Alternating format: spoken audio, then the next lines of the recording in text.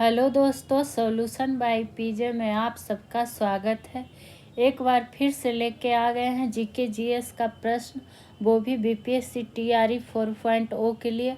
और आप लोग को पता है कि टीआरई 3 का रिजल्ट भी आ चुका है, तो अब आप लोग को ज़्यादा टाइम नहीं मिलेगा, इसलिए अभी से टीआरई 4.0 में लग जाइए और अपनी तैयारी को सुनिश्चित करिए बढ़िया से।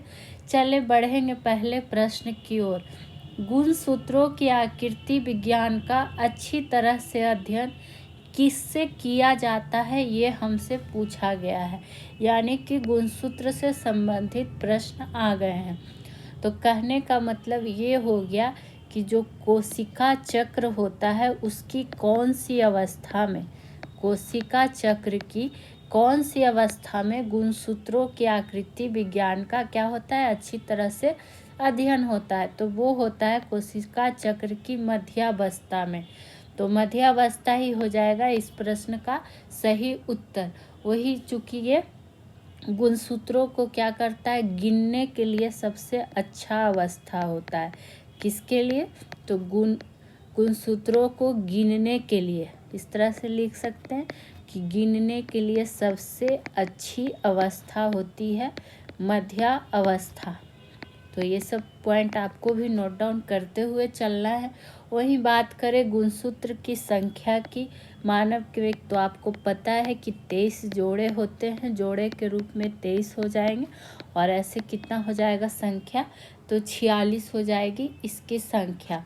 वहीं अगर आपसे पूछ ले कि गुणसूत्र का खोजकर्ता कौन था या फिर इसके बारे में सर्वप्रथम किसने बताया था, तो किसने बताया था, ये बताया था बॉल्डेयर ने। तो ये पॉइंट भी आपको इसमें ऐड कर लेना है। चलिए देखेंगे दूसरे प्रश्न की ओर। जड़ आवरण किससे प्राप्त होता है? कैलास्ट्रोजन से, हिस्टोजोन से, प्रोटोडर्म से या फिर डर्मेटोजन से। और ये सब साइंस के इम्पोर्टेंट प्रश्न मिल रहे हैं। अभी आपको सारे विषय के प्रश्न मिलते चलेंगे। तो ये जो प्राप्त होता है जड़ आवरण कैलास्ट्रोजन से, तो ऑप्शन नंबर ए हो जाएगा राइट आंसर।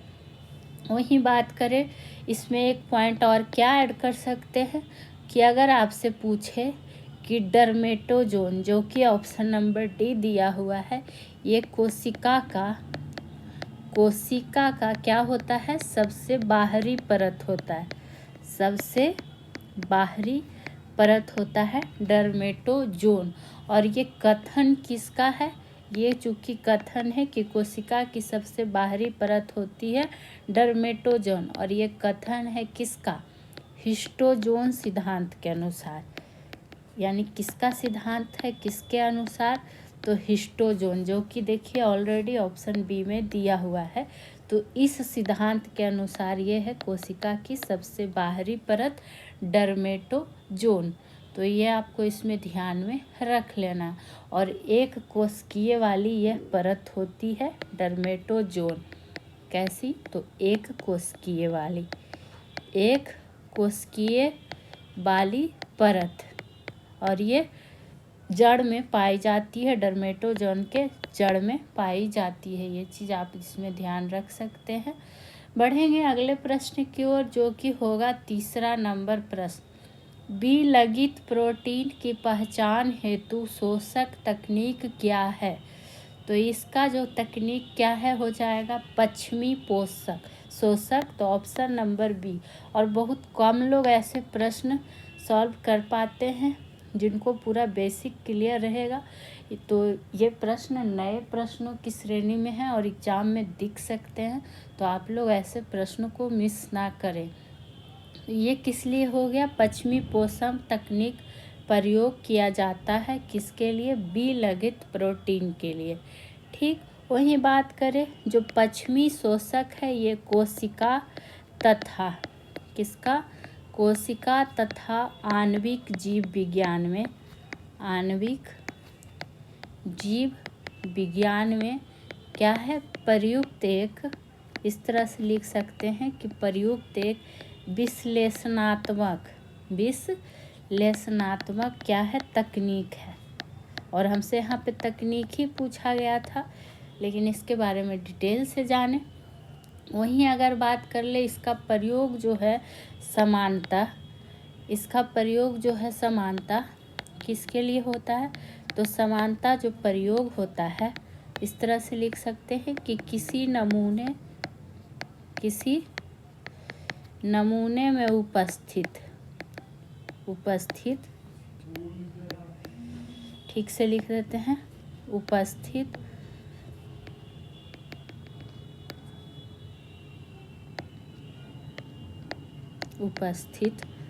क्या हो जाएगा, प्रोटीन का पता लगाने के लिए। किसका पता लगाने के लिए, तो प्रोटीन का पता लगाने में इसका उपयोग होता है। चलिए बढ़ेंगे चौथे प्रश्न की ओर और देखिए दूसरे विषय का भी प्रश्न आपके लिए आ गया। भारत का आर्थिक सर्वेक्षण प्रत्येक वर्ष सरकारी तौर पर किसके द्वारा प्रकाशित किया जाता है, तो ये जो प्रकाशित किया जाता है भारत सरकार के वित्त मंत्रालय द्वारा। और यकीन मानिए काफ़ी अच्छे क्वेश्चन है, स्टैंडर्ड क्वेश्चन है, एग्जाम में आपको यहाँ से प्रश्न दिखेंगे। वहीं बात करेंगे कि इसको में ये तो ध्यान रखना ही है कि भारत सरकार का वित्त मंत्रालय द्वारा प्रकाशित किया जाता है और इसमें मुख्यतः कितना महीने का, तो 12 महीने में, मुख्यतः 12 महीना में भारतीय अर्थव्यवस्था के घटनाओं का क्रम का क्या होता है, समीक्षा किया जाता है। ये इसमें एक पॉइंट ध्यान में रख सकते हैं। ठीक, बढ़ जाएंगे अगले प्रश्न की ओर जो कि होगा हमारा 5वां नंबर प्रश्न। और ऐसे इम्पोर्टेंट क्वेश्चन के लिए आप लोग प्लीज़ इस चैनल से जुड़ जाइए, चैनल को सब्सक्राइब करिए, वीडियो को शेयर लाइक करना ना भूलें। इको मार्क किसी उत्पाद पर दिए गए इस प्रमाणन का चिन्ह होता है कि यह उत्पाद, यानी कि किस चीज़ का उत्पाद है, तो ये है पर्यावरण की दृष्टि से अनुकूल है। इसी प्रमाणन का क्या होता है, ये चिन्ह होता है और इको मार्क से प्रश्न पूछे जाते हैं, तो इसमें आपको ये ध्यान में रख लेना। और जो इको मार्क है इसका जो क्या कहता है आरंभ कब किया गया था, 1991 में शुरुआत हुआ था। यह आरंभ हुआ था किसके द्वारा, तो भारतीय मानक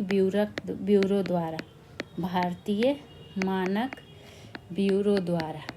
ठीक, अगर इसका लोगो पूछे, लोगो भी पूछा जाता है कि इको मार्क का लोगो क्या है, तो लोगो है मिट्टी का बर्तन। ठीक, तो ये सब आपको ध्यान में रख लेना है।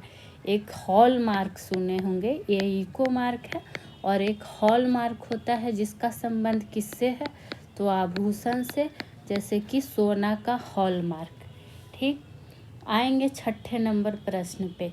भूतापीय ऊर्जा का अधिकतम उपयोग कहाँ होता है, ये होता है कौन सा देश में, आइसलैंड। तो आइसलैंड में क्या होता है, भूतापीय ऊर्जा का अधिकतम उपयोग होता है। वहीं भूतापीय ऊर्जा की बात करें तो क्या, कि जो पृथ्वी में संग्रहित ताप से निकाली जाती है, यानी कि वह ऊर्जा जो पृथ्वी में क्या होता है, संग्रहित ताप से निकाला जाता है, संग्रहित ताप से निकाला जाता है, वो कहलाता है क्या, भूतापीय ऊर्जा। और आइसलैंड के 90% घरों में कितना, तो इसीलिए तो अधिकतम पूछा गया है, 90% घर में क्या है, मतलब भूतापीय जल का ही प्रयोग किया जाता है। और ये सब प्रश्न साइंस टेक के हिसाब से महत्वपूर्ण बनेंगे। बढ़ेंगे 7 नंबर प्रश्न की ओर, देखेंगे हमारा 7वां नंबर प्रश्न क्या है। निम्नलिखित में से कौन सा एक काकतीय राज्य में अति महत्वपूर्ण क्या है, समुद्र पतन था। ये हमसे पूछा गया है कि कौन सा था जो क्या था, अति महत्वपूर्ण। और आप लोग को बता दें कि आप लोग नोट डाउन ज़रूर करते हुए चलेंगे कि क्या इससे इम्पोर्टेंट पॉइंट जो बन रहे हैं उसको आप लोग लिखते हुए चलेंगे। ठीक, तो इसका जो राइट आंसर हो जाएगा मोटूपल्ली, ऑप्शन नंबर डी। जो कि काकतीय राज में अत्यंत महत्वपूर्ण क्या था, समुद्र पतन था। ठीक, वहीं अगर आपसे पूछे कि काकतीय वंश की राजधानी कहाँ थी, काकतीय वंश की राजधानी, तो याद रखिएगा वारंगल। कहाँ, तो वारंगल। वहीं और क्या प्रश्न पूछ लिया जाता है, इससे संबंधित की बात कर ले तो ये मोटुपल्ली जो है काकतीय साम्राज्य में, ये क्या कहता है, मोटुपल्ली बंदरगाह का उल्लेख किसने किया था, तो इसका नाम ध्यान रखिएगा, मार्को पोलो ने। किसने, मार्को पोलो ने इसका क्या किया था, उल्लेख किया था। किसका, मोटुपल्ली का। समुद्र पतन वही यानी कि प्रमुख बंदरगाह का ही बात हो रहा है, उल्लेख किया था। ये पॉइंट इसमें ध्यान रख सकते हैं। और ये काकतीय किसके शासन काल में ये एक महत्वपूर्ण था, काकतीय राज के शासन काल में। नाम किसका पूछेगा, तो गणपति के। इसके शासन काल में, तो गणपति के शासन काल में। और मार्को पोलो की अगर बात कर ले तो ये कहाँ का निवासी था, तो इटली का निवासी था। ये भी पूछ लिया जाता है कि इटली का निवासी कौन था। और बंदरगाह की बात आई है तो एक प्रश्न काफ़ी बार पूछा गया है, क्या, कि भारत का पूर्वी तट पर, भारत के पूर्वी तट पर प्राचीन काल में, ये प्रश्न आपको दिखेगा, देखिएगा रिपीटेड प्रश्न है। प्राचीन काल में सबसे महत्वपूर्ण बंदरगाह कौन था, नाम पूछा जाता, ताम्रलिप्ति। इसका नाम, ये काफ़ी इम्पोर्टेंट पॉइंट बताया गया आपको। चाहे आप BPSC 70वीं भी देने वाले हैं तो उसमें भी ऐसे प्रश्न मिल सकते हैं। 8 नंबर की बात करेंगे, भूमध्य सागर निम्न में से किन देशों की सीमा है, तो इनमें से जो इराक है, फ्रांस है या कनाडा है, या उपयुक्त में से कोई नहीं। तो ये जो भूमध्य सागर की सीमा है इनमें से किसी भी देश के साथ नहीं जुड़ता है, जो विकल्प में दिया हुआ है। ठीक, बात करें अगर भूमध्य सागर की सीमा की, तो ये कितने देशों से जुड़ा हुआ है, तो 21 देशों से जुड़ा है। कितने देशों से, चूँकि 21 का नाम लिखना पॉसिबल तो नहीं है, पर कुछ चर्चा कर देते, जैसे Spain, France, Monaco, Italy, Slovenia, Malta, मिस्र, लीबिया, ये सब, मोरक्को, अल्जीरिया, ये सब क्या है, जुड़ा हुआ देश है। और जो ये भूमध्य सागर है ये उत्तरी अफ्रीका हो गया, यूरोप हो गया, अनातोलिया हो गया, अनातोलिया और किसके बीच स्थित है, तो मध्य पूर्व के बीच स्थित है, मध्य पूर्व के बीच स्थित है। तो ये एक पॉइंट ध्यान रख लेना है और ये एक पॉइंट ध्यान रख लेना है। बढ़ेंगे 9वें प्रश्न की ओर। यदि आप घड़ियाल को उनके प्राकृतिक आवास में देखना चाहते हैं तो निम्नलिखित में से किस स्थान पर जाना सबसे सही है। प्रश्न को किस तरह से पूछा है, किसके बारे में पूछ रहा है, घड़ियाल को, कि अगर आप उसको देखना चाहते हैं तो कहाँ जाके देखिए, तो ये हो जाएगा चंबल नदी। तो ऑप्शन नंबर ए होगा इस प्रश्न का सही आंसर, यानी कि आपको चंबल नदी जाना होगा। वहीं बात करें घड़ियाल की, तो इस तरह से पॉइंट लिख सकते हैं इसमें क्या, कि घड़ियाल जो है वो घाघरा हो गया, गंडक हो गया, गिरवा हो गया, ये सब क्या है, नदियां हैं। सोन नदी हो गया, ये सब नदियों में भी क्या है, पाया जाता है। लेकिन हमसे यहाँ प्रश्न जो पूछा गया है उसके अकॉर्डिंग कौन सा हो जाएगा, चंबल नदी। ठीक, तो इसको आप ध्यान में रख सकते हैं। बढ़ेंगे 10वें नंबर प्रश्न की ओर, और इसका PDF चाहिए तो टेलीग्राम ग्रुप से आप लोग जुड़ सकते हैं। बोधिसत्व पद्मिनी का चित्र सर्वाधिक प्रसिद्ध और प्रायः चित्रित चित्रकारी है जो कि कहाँ है, ये पूछा गया है। तो ये है अजंता में। तो ऑप्शन नंबर डी हो जाएगा इस प्रश्न का राइट आंसर। ठीक, वहीं बात करें अगर बोधिसत्व का अर्थ आपसे पूछ ले तो आपको पता होगा कि महात्मा बुद्ध से जुड़ा हुआ, महात्मा बुद्ध से जुड़ा हुआ ही इसका अर्थ होता है बोधिसत्व का अर्थ होता है। ठीक, वही बात करें जो ये पद्य पानी दिया हुआ है बोधिसत्व पद पानी, इसकी बात करें कि पद्म पानी, तो ये जो है चक्र पानी, नाम ध्यान रखिएगा, नोट डाउन करिएगा जरूर। बैरोचन, कौन सा? बैरोचन तारा आदि महत्वपूर्ण क्या है? बोधिसत्व है। बोधिसत्व का नाम आपको बताया गया जो इम्पोर्टेंट है। यहाँ पर चूंकि बोधिसत्व का ही आया है चर्चा, इसलिए बढ़ जाएंगे 11वें नंबर प्रश्न की ओर। और डेली आपको टॉप जीके जीएस प्रश्न करवाए जा रहे हैं, सॉल्यूशन डिटेल में दिया जा रहा है। तो अगर आपको वीडियो अच्छा लगे तो लाइक शेयर करना ना भूलें और चैनल को जितना हो सके शेयर करिए और वीडियो को क्या करिए, लाइक तो करिए ही, साथ ही साथ चैनल को सब्सक्राइब जरूर करिए। बढ़ जाएंगे अगले प्रश्न की ओर, देखेंगे हमारा अगला प्रश्न क्या है। 25% से अधिक शहरीकरण वाले बिहार के कौन कौन जिले हैं? कितना परसेंट से अधिक? तो 25% से अधिक। और ये जो जिला हो जाएगा कौन सा हो जाएगा? Patna, Munger, Nalanda. Option number A हो जाएगा इसका राइट आंसर।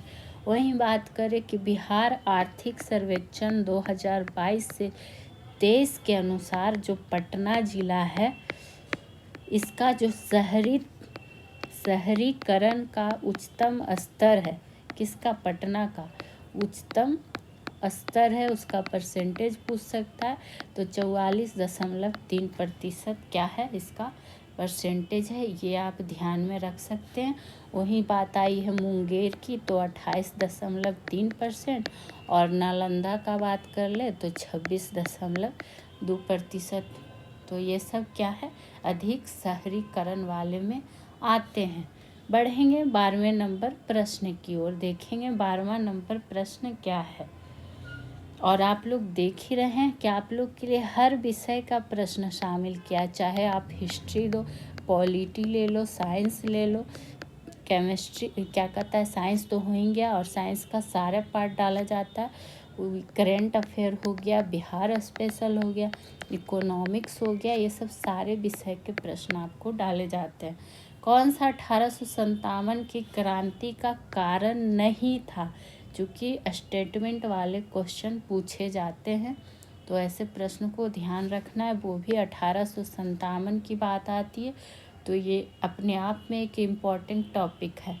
तो इसमें जो हो जाएगा कि भारतीयों का संगठित एवं शक्तिशाली होना ये कारण नहीं था। तो ऑप्शन नंबर ए हो जाएगा इस प्रश्न का राइट आंसर। बाकी ये ध्यान रख सकते हैं कि कारण क्या क्या था। तो भारतीयों का आर्थिक शोषण, लॉर्ड डलहौजी की अपहरण नीति, सैनिकों को सूअर एवं गाय की चर्बी के कारतूस में ढकने में प्रयोग करना। तो प्रश्न ये भी तो पूछ सकता है कि कौन कौन कारण थे, तो इसको भी ध्यान में रख लेना है। वहीं बात करें कि इसमें जो असफलता का इसका जो मुख्य कारण था, जो 1857 की क्रांति थी, इसकी असफलता का अगर आपसे पूछ दे कि मुख्य कारण क्या था, क्योंकि बहुत बार हम लोग जाने कहाँ से शुरुआत हुआ था, डेट क्या था, ये वो, लेकिन यहाँ जो प्रश्न है उसके अकॉर्डिंग बात करें तो असफलता का जो मुख्य कारण था 1857 का, वो था एकता का अभाव। एकता का अभाव, तो इसीलिए तो ये सेंटेंस यहाँ पर क्या था, सही नहीं था। ठीक, वहीं अगर और ध्यान रख सकते हैं 1857 से, तो एक पॉइंट ये नोट कर सकते हैं कि इस विद्रोह में जो शहीद होने वाला जो प्रथम था, कौन था प्रथम नायक की अगर बात कर ले तो मंगल पांडे, ये प्रथम थे शहीद होने वाले। लेकिन अगर अंतिम नायक की बात करें तो 1857 की शहीद होने वाले में, तो वो थे कौन? तात्या टोपे। कौन? तात्या टोपे। चलिए बढ़ेंगे अगले प्रश्न पे, देखेंगे अगला प्रश्न क्या है। निम्नलिखित में से किसमें हीलियम का उपयोग नहीं होता है, हमसे पूछा गया। ठीक है, तो देख लेते हैं। गहरे समुद्र में डाइविंग में तो ये तो होता है, नाभिकीय रिएक्टर में होता है, गर्म बैलून में ये भी होता है, लेकिन जो विज्ञापन चिन्ह है उसमें हीलियम का प्रयोग नहीं होता है। तो फिर इसमें प्रयोग किसका होता है? विज्ञापन चिन्ह में प्रयोग होता है नियॉन का। किसका? नियॉन का प्रयोग या उपयोग किया जाता है, ये ध्यान रखेंगे। बाकी इसमें 3 पॉइंट हो गया कि किसके किसके में प्रयोग किया जाता है। और हीलियम की बात कर ले तो ये तो आपको पता ही है कि हल्की गैस के साथ साथ और कैसी गैस है? अक्रिय गैस के अंतर्गत भी आती है। और इसकी परमाणु संख्या की अगर बात कर ले, परमाणु संख्या की तो कितनी है? 2। और द्रव्यमान संख्या की बात कर ले तो वो कितनी है? 4। खोजकर्ता की अगर बात कर ले कि खोजकर्ता कौन, तो लोकेयर। हीलियम का खोजकर्ता कौन? लोकेयर। और ये सब आपको ध्यान में रखना है क्योंकि इम्पॉर्टेंट है। बढ़ेंगे 14 नंबर प्रश्न की ओर। और आप लोग डेली सेशन अटेंड किया करें। और इस सेशन से संबंधित कोई प्रश्न हो, कोई सुझाव हो तो आप लोग कमेंट सेक्शन में कमेंट करेंगे, रिप्लाई दिया जाएगा आपको। और हाँ, आप लोग को कैसा लगता है सेशन बताएंगे ज़रूर। भारत के किसी राज्य की विधानसभा में अधिकतम कितने सदस्य हो सकते हैं? कहाँ पूछा है? विधानसभा में। कितना? तो अधिकतम। तो अधिकतम जो हो सकता है 500। ऑप्शन नंबर बी हो जाएगा राइट आंसर। वही बात करें कि विधानसभा की संरचना का उल्लेख किस अनुच्छेद में है? तो अनुच्छेद 170 में है। इस बात को आपको ध्यान में रखना है। और प्रत्येक राज्य की विधानसभा में, प्रत्येक राज्य की विधानसभा में कम से कम कितना सदस्य हो सकते हैं? तो कम से कम 60। और अधिकतम कितना? तो 500 सदस्य हो सकते हैं। और अपवाद भी है इसमें, ठीक। तो ये आप ध्यान रख सकते हैं। बढ़ेंगे वही। अगर हाँ, एक प्रश्न यहाँ पे और क्या बन सकता है कि भारत में कितने विधानसभा हैं? तो अभी 31 विधानसभा। कितने? 31 विधानसभा है। और सबसे बड़ी भारत में विधानसभा कहाँ का है? तो अगर पूछ ले कि सबसे बड़ी भारत में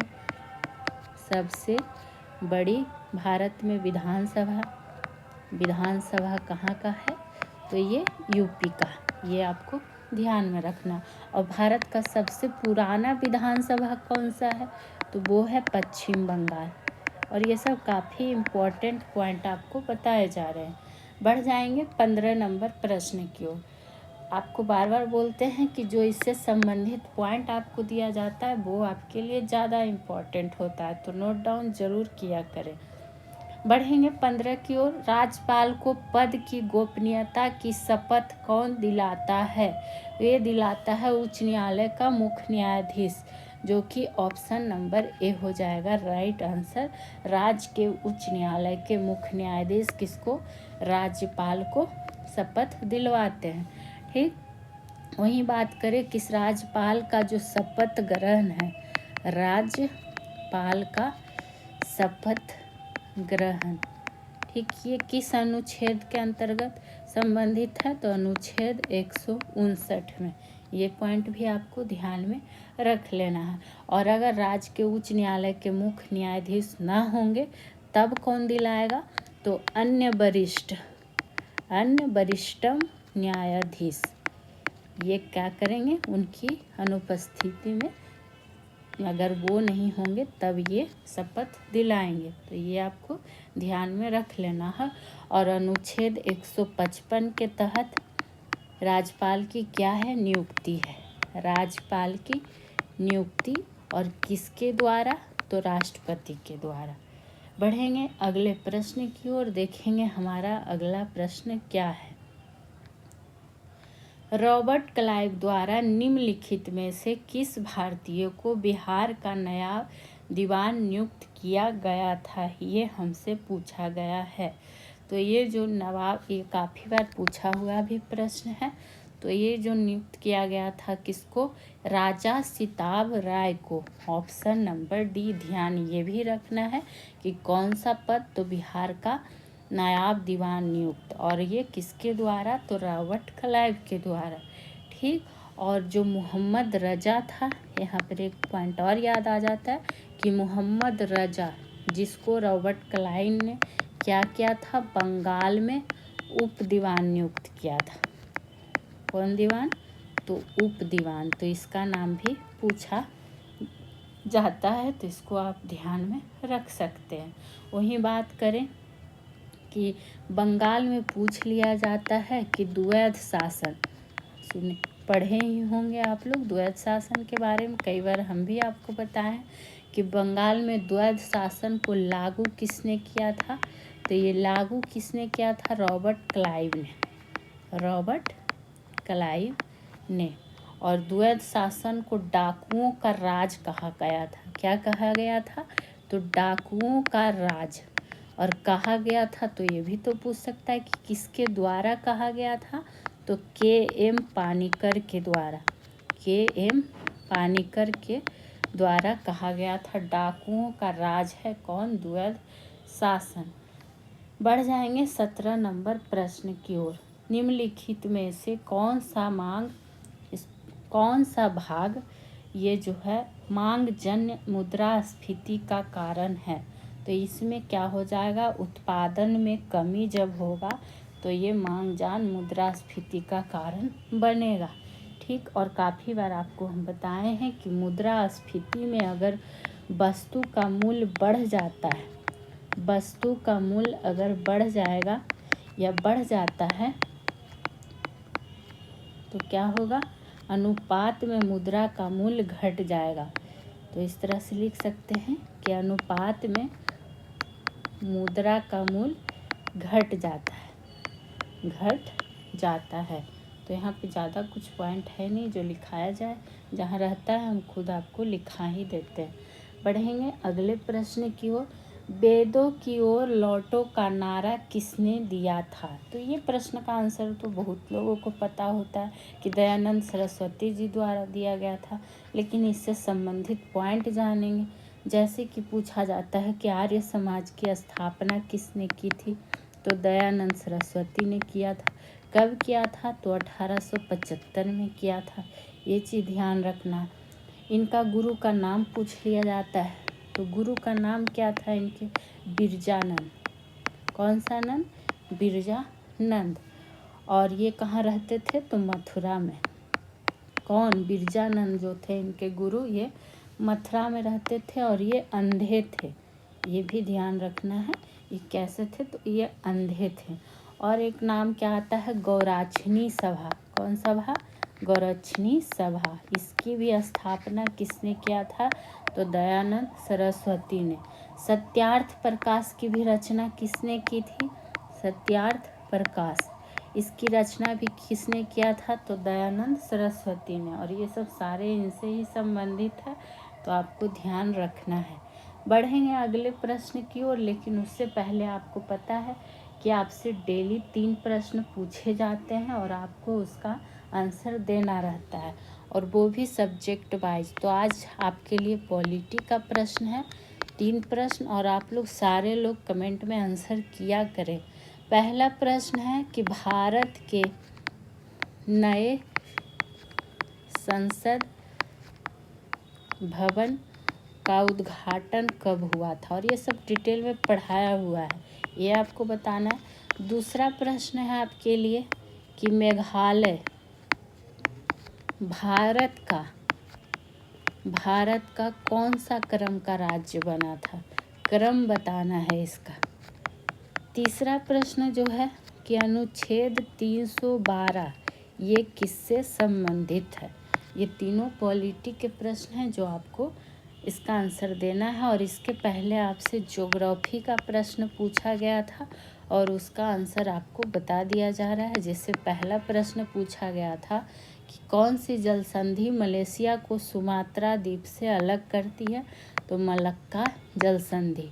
दूसरा प्रश्न पूछा गया था बेलीगटन द्वीप किस राज्य में है, तो केरल में। तीसरा प्रश्न कि भारत में राष्ट्रीय राजमार्गों की कुल संख्या, तो 111। अब आ जाएंगे आज के 19वें नंबर प्रश्न पर। देखेंगे 19वां नंबर प्रश्न क्या हमसे पूछ लिया गया है। भारतीय इतिहास के संबंध में क्या पूछा है कि भारतीय इतिहास के संदर्भ में डिग्री बर्ड प्लान संबंधित है किससे। ये टर्म ध्यान रखना है, डिग्री बर्ड, ये है प्लान भारत विभाजन से। तो ऑप्शन नंबर बी हो जाएगा इस प्रश्न का राइट आंसर। और ये माउंटबेटन किसकी, माउंटबेटन की 3 जून की योजना, 3 जून की जो योजना थी उसी को कहा गया है डिग्री बर्ड प्लान, जिसको विभाजन योजना भी कहा जाता है। कौन योजना, विभाजन योजना। तो नाम ध्यान रखना है कि कौन कौन सा योजना हो था। ठीक, वही बात करेंगे अब 20वें नंबर प्रश्न की ओर। ओजोन परत जिन शक्तिशाली विकिरणों को सोख कर जीवमंडल को सुरक्षा प्रदान करती है उन्हें क्या कहते हैं। तो उन्हें कहते हैं अल्ट्रावायलेट किरण, जो कि ऑप्शन नंबर बी में दिया हुआ है। तो ये बी नंबर हो गया। वही बात करें कि ओजोन का जो एक अणु, ओजोन का एक अणु ऑक्सीजन के कितने अणु से मिलकर बने होते हैं, ये पॉइंट नोट करिएगा। तो ओजोन के एक अणु ऑक्सीजन के 3 अणु से मिलकर बने होते हैं, 3 अणु से मिलकर बने होते हैं। और ओजोन परत जो है समताप मंडल के नीचे का परत है और 15 से 35 किलोमीटर की ऊंचाई पर स्थित है। कितना, तो 15 से 35 किलोमीटर। और ये क्या करता है, सूर्य से आने वाली पराबैंगनी किरणें, जिसको यूवी किरणें कहता है, उसको अवशोषण कर पृथ्वी पर आने से रोकता है। तो यही तो हमसे पूछा गया था कि पराबैंगनी किरणों को क्या करता है, अवशोषण कर पृथ्वी पर आने से कौन रोकता है, तो यही रोकता है, पराबैंगनी किरण रोकता है। और किस परत से, तो ओजोन परत से। ये आपको ध्यान रख लेना है। बढ़ जाएंगे आज के जो कि लास्ट प्रश्न है 21वां नंबर कि निम्नलिखित युग्मों में से कौन सा सुमेलित नहीं है। ठीक, तो पहले देखेंगे कौन कौन सा सुमेलित है। लॉर्ड नॉर्थब्रुक जो कि 1700 क्या हो जाएगा 73 का रेगुलेटिंग एक्ट, तो ये सही है। और क्या कहता है, लॉर्ड कॉर्नवालिस अस्थाई बंदोबस्त, ये भी सही है, जो कि 1793 में इसको बोला जाता है अस्थाई बंदोबस्त का जनक। लॉर्ड बेंटिक जो कि सती प्रथा को उन्मूलन से संबंधित है, लेकिन जो भारतीय शिक्षा का मैग्ना कार्टा, ये किसको कहा जाता है, ये वुड डिस्पैच को, किसको, वुड डिस्पैच, जो कि 1854 में लाया गया था, इसलिए ये यहाँ पे क्या सुमेलित नहीं है, लॉर्ड कैनिंग दे दिया गया है। और इस समय जो गवर्नर जनरल था, जब 1854 की बात हो रही है, तो वो कौन था, लॉर्ड डलहौजी, ना कि लॉर्ड कैनिंग, इसीलिए ये क्या हो जाएगा, गवर्नर जनरल, इस तरह से लिख सकते हैं। और ये पूछ लिया जाता है कि 1773 के समय पीएम कौन थे, पीएम का नाम पूछा जाता है। तो पीएम, इंग्लैंड के पीएम जो थे लॉर्ड नॉर्थ, लॉर्ड नॉर्थ, ये वही दिया हुआ है, लॉर्ड नॉर्थ पीएम था। तो ये आपको इसमें ध्यान में रख लेना है। और ये तो जान ही गए कि शिक्षा में सुधार के लिए वुड डिस्पैच लाया गया था, और इसको भारतीय शिक्षा का मैग्ना कार्टा भी कहा जाता है। तो आज का सेशन कैसा लगा बताइएगा ज़रूर। फिर मिलेंगे नेक्स्ट वीडियो में। तो चैनल को सब्सक्राइब करें, वीडियो को लाइक शेयर करना ना भूलें। Thank you.